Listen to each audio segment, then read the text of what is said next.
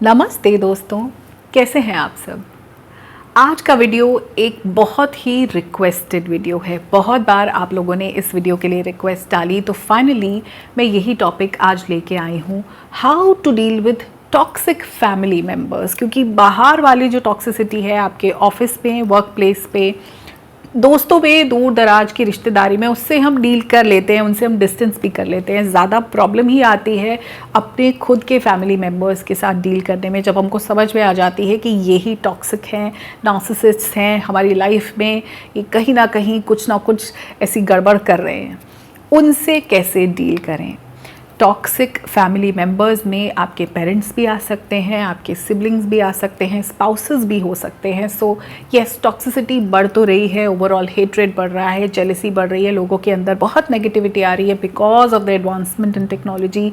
Social media की वजह से हमारे पेशेंस लेवल बहुत कम हो गए हैं, हमारा अटेंशन स्पैन बहुत बिगड़ गया है। बहुत सारे फैक्टर्स हैं कि क्यों इतनी टॉक्सिसिटी आ रही है, बट चलो उनसे डील कैसे करना है। सबसे पहली बात, नाउ सब लोगों को ऐसा लगता है कि फटाफट ख़त्म कर देना रिश्ता ही एक अल्टीमेट सोल्यूशन है। यहाँ पे मैं दो कंडीशंस की बात करूँगी और यही मोर और लेस दो ही चीज़ें होती हैं।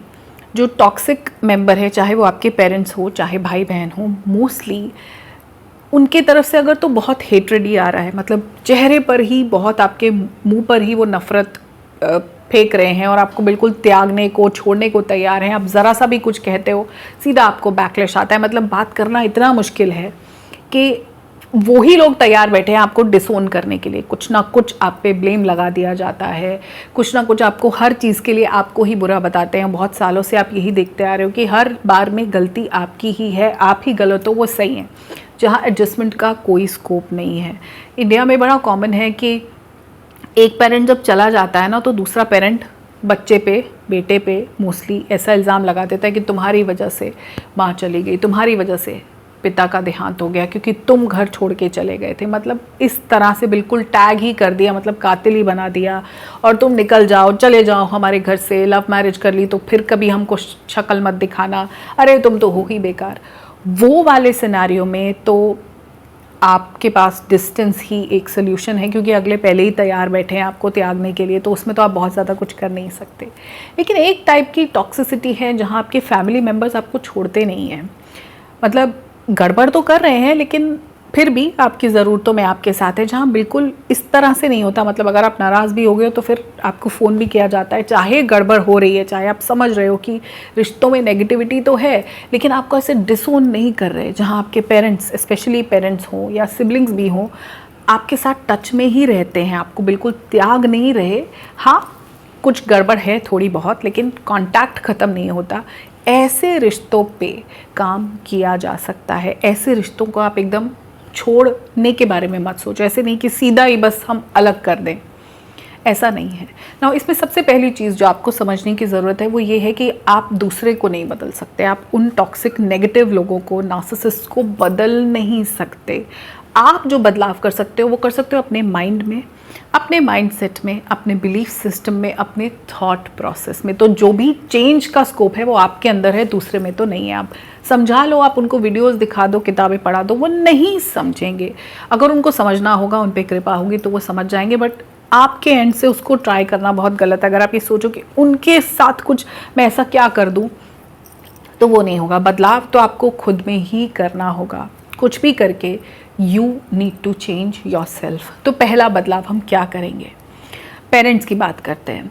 अगर तो पेरेंट्स ज़रूरत से ज़्यादा नेगेटिव हैं और बिल्कुल ही, मैंने जैसे बोला कि तैयार बैठे हैं आपको छोड़ने के लिए, निकल जाओ, चेहरा मत दिखाना, और जब आप नहीं दिखाते तो आपको कोई पलट के बुलाता भी नहीं। लेकिन एक पेरेंट्स होते हैं, गड़बड़ कर रहे होते हैं, लेकिन आप नाराज़ हो गए, लड़ाई होगी, फिर आपको फ़ोन कर लिया, आजा बेटा, फिर गड़बड़ करी, लेकिन रिश्ता नहीं ख़त्म किया। वहाँ पे आप पहले तो अपने पेरेंट्स को भगवान के दर्जे से नीचे उतार दो, क्योंकि हमारे देश में हम माँ बाप को लिटरली ऑलमाइटी वाला ही दर्जा दे देते हैं। मतलब हमारे हिसाब से वो सबसे सुप्रीम है। वो आपको करना होगा कि आप उस वाले स्टेप से उनको थोड़ा सा नीचे उतार दो। वो भगवान नहीं है, वो भी आपकी तरह इंसान ही है। और जब हम किसी को इंसान समझते हैं तो हम ये मान पाते हैं कि उनसे गलती हो गई होगी।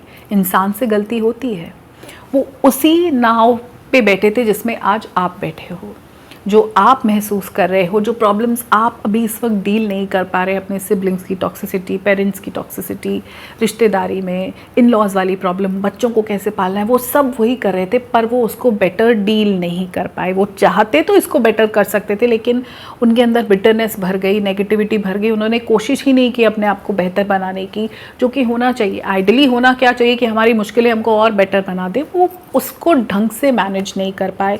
ये आपको एक्सेप्ट करना होगा। इंसान के लेवल से देखोगे तो आपको समझ में आ जाएगा कि हाँ, उन्होंने गलतियां की और अब उसका ही प्राइस वो भी पे कर रहे हैं, आप भी। अगर रिश्तों में बहुत टेंशन है, ओवरऑल रिश्तों में होता क्या है, जहाँ भी आपको लगता है नेगेटिविटी या टॉक्सिसिटी है, वहाँ ना बहुत टेंशन हो जाती है। जब भी मिलते हैं कुछ ना कुछ कन्फ्यूजन हो जाती है, हर बार झगड़े पे बात एंड होती है, आप फ्रस्ट्रेट हो जाते हो। टॉक्सिसिटी तो है, ऑफ कोर्स है, वो ओवरऑल सोसाइटी में है, लेकिन क्या हम ऐसे करके छोड़ दें? अपने खुद के माँ बाप को छोड़ दें, अपने खुद के भाई बहनों को छोड़ दें, अपने स्पाउसेस को छोड़ दें? क्या हम ऐसे छोड़ दें? किस किस को छोड़ते जाएंगे? हम हिंदुस्तानी हैं, और जब मैं हिंदुस्तानी बोल रही हूँ तो मैं सिर्फ हिंदू की बात नहीं कर रही। हम हिंदू भी हैं, हम मुस्लिम भी हैं, हम सिख भी हैं, हम क्रिश्चियंस भी हैं, बुद्धिस्ट भी हैं, जैनी भी हैं। हम जो भी हैं, हम सब के सब बहुत सेंसिटिव और बहुत इमोशनल लोग हैं और बहुत मैच्योर लोग हैं। हम सब के दिल बहुत बड़े हैं। यहाँ हिंदुस्तान में हम बड़े दिल वाले लोग हैं। हमारे दिल में सबके लिए जगह है। हम फिरंगी नहीं हैं कि यहाँ एक को छोड़ा दूसरे को पकड़ा, दूसरे को तीसरे को। हिप्पी नहीं है हम।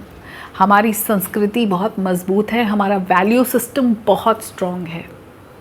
हमारे यहाँ पे हमारी चुन्नी, दुपट्टा जब थोड़ा सा फट जाता है, कहीं अड़ जाता है, हम उसको रफ़ू करवा लेते हैं। चप्पल टूटी है, उसको भी सिलवा लेते हैं। जूते चप्पल की रिपेयरिंग होती है, हर चीज़ की रिपेयर की दुकान होती है हमारे यहाँ। घड़ियाँ रिपेयर होती हैं, वॉशिंग मशीन रिपेयर हो जाती है, फर्नीचर रिपेयर हो जाते हैं, आपके कपड़े रिपेयर हो जाते हैं, पुरानी जीन्स को आप रिपेयर करके पहन सकते हो।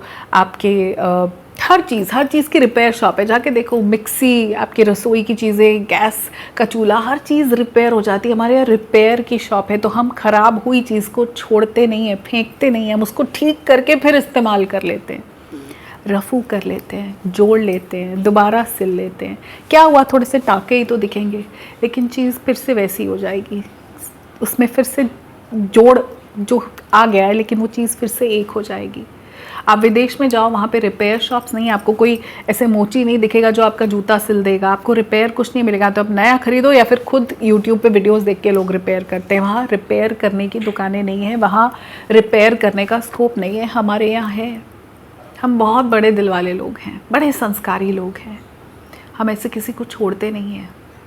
हम कितना ही समझ लें कि हमारे माँ बाप बहुत टॉक्सिक थे, हम उनको ऐसे छोड़कर अपनी ज़िंदगी में आगे नहीं बढ़ सकते।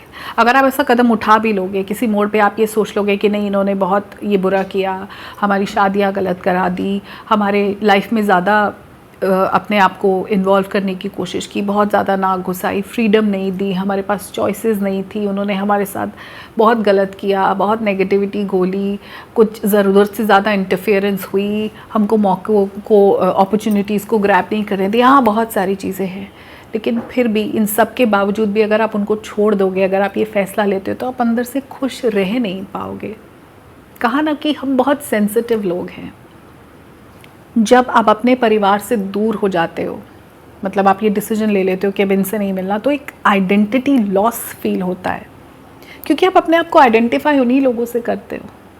फिर गिल्ट भरने लगता है मन में, बहुत ज़्यादा गिल्ट फीलिंग आती है कि अरे बुज़ुर्ग माँ बाप को छोड़ दिया। हम नहीं छोड़ते, हम उस टॉक्सिसिटी के साथ भी रहते हैं।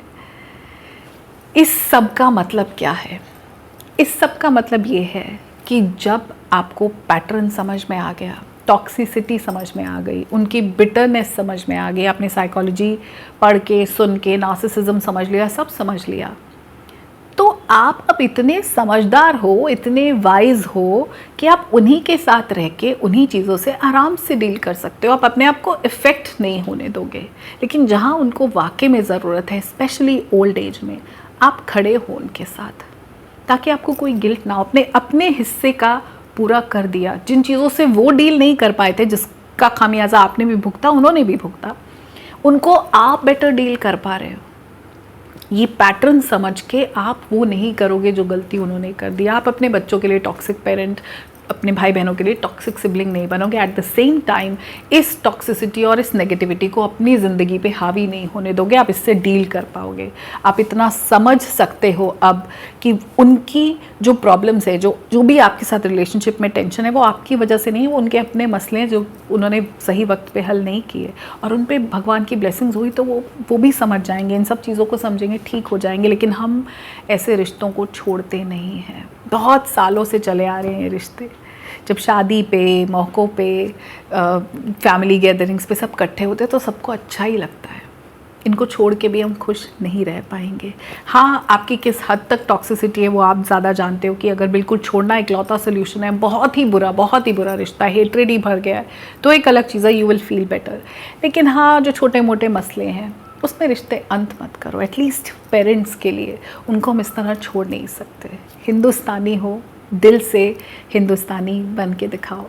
मेरा यही टेक है, और अगर आप भी इससे एग्री करते हो तो एक कमेंट आप डाल सकते हो, और अगर नहीं, अगर आपके विचार अलग है, विच इज़ ओके। हर इंसान अलग तरीके से सोचता है। मुझे ऐसा लगता है कि हम यूँ छोड़ के ज़िंदगी जी नहीं पाते। साइकोलॉजी, ये सारा प्रोसेस समझना इसलिए ज़रूरी है कि हमें उसका इम्पैक्ट होना बंद हो जाए। हम उसको तमाशे की तरह देखें, अच्छा अब ये ऐसे कर रहे हैं, आपको समझ आना चाहिए उनकी सब चालें, उनकी सब गड़बड़। अपनी लाइफ को इम्पैक्ट मत होने दो। अगेन मैं रिपीट करूँगी, आप बदलाव सिर्फ अपने माइंडसेट में, अपने थॉट प्रोसेस में, अपने बिलीफ सिस्टम में, अपने मैनेजमेंट स्किल्स में कर सकते हो कि आप उसको बेटर डील कर सको। लोगों को बदल कर, छोड़कर प्रॉब्लम सॉल्व नहीं होती। प्रॉब्लम सॉल्व होती है जब हम खुद को और बेहतर बनाते रहते हैं। और इस चैनल पे, इस सेल्फ इम्प्रूवमेंट जर्नी ही है ये चैनल। यहाँ पे हम सिर्फ खुद को बेहतर बनाने के बारे में सोचते हैं ताकि हम वेल इक्विप हो सकें हर चैलेंज, हर प्रॉब्लम, हर नेगेटिविटी, हर टॉक्सिसिटी से डील करने के लिए। कैसा लगा ये वीडियो? लॉजिक के साथ आप रेजोनेट करते हो कि नहीं, बताना मुझको। वीडियो को एक लाइक कर देना अगर अच्छा लगा हो तो। बहुत जल्दी मिलूंगी आपसे अपने अगले वीडियो में। तब तक खुद को बेहतर बनाने की कोशिश करते रहिए। नमस्कार।